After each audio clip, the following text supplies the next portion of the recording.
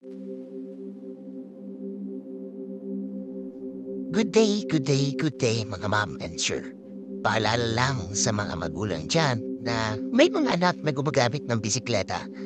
Sana ay mabigyan natin sila ng mabuting paggabay patungkol sa paglalaro sa kalsada o ang paggamit ng bisikleta sa kalsada.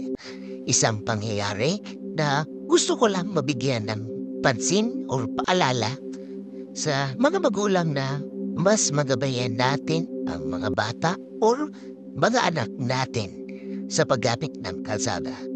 Kasi kung makikita ninyo yung nasa unahan ay gumewang-gewang yung bata at naglaro sila sa gitna ng kalsada.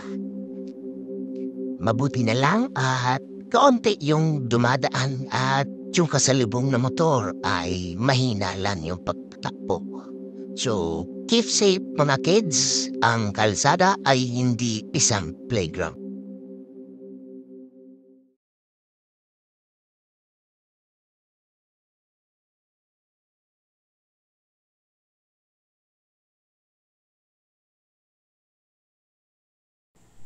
Keep safe palagi mga kids and huwag nyo na sanang ulitin yon.